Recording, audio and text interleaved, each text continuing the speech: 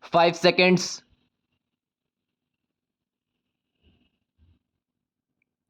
For the first time in over 50 years, India has been told that it is on the threshold of a full scale war.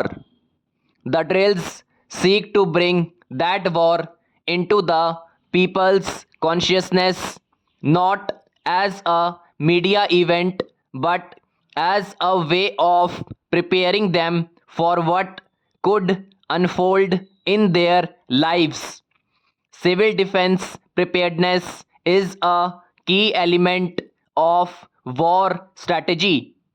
These drills will help to take stock of how common people, those responsible for key civil assets, and trained personnel will interact and act in a warlike situation. Defense preparedness is another matter altogether. The government, led by Prime Minister Narendra Modi, has not balked at additional warlike mobilizations. From demonetization through Swachh Bharat to the lights off during COVID 19 that also tested electric grid resilience, there have been many projects that have sought to tell the people that they have to be in mission mode. Grid resilience is once again being tested by the drills through blackouts.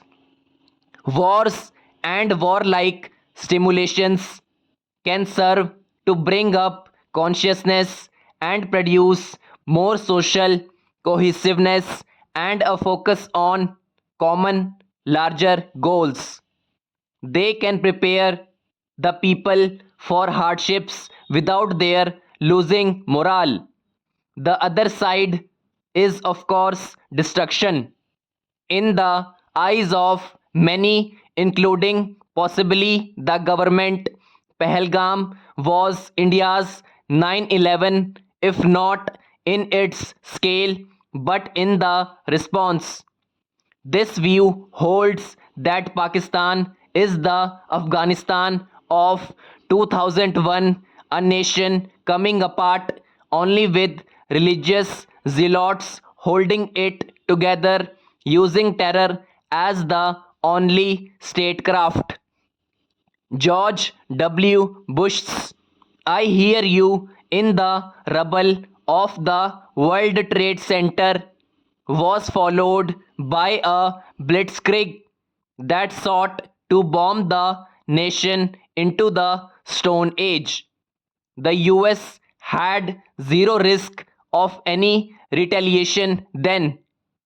Prime Minister Narendra Modi's promise to pursue terrorists to the end of the earth comes with the risk of a furious retaliation if the pursuit means full fledged war.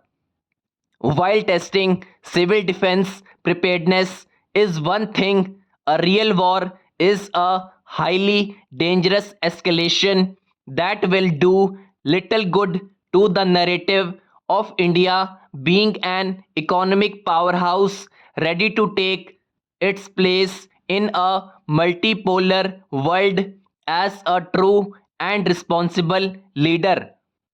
The government must keep its options open so that Pakistan may be persuaded to walk back from the brink by agreeing to hand over terror leaders of the LET, JEM, and fringe outfits.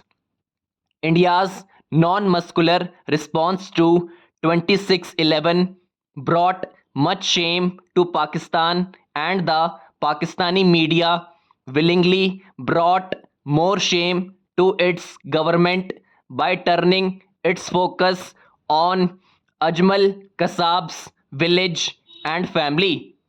Perhaps the civil defense preparedness drills will serve as psyops, signaling India's intent that could make Pakistan see the folly of using terror as a tactic in geopolitical disputes.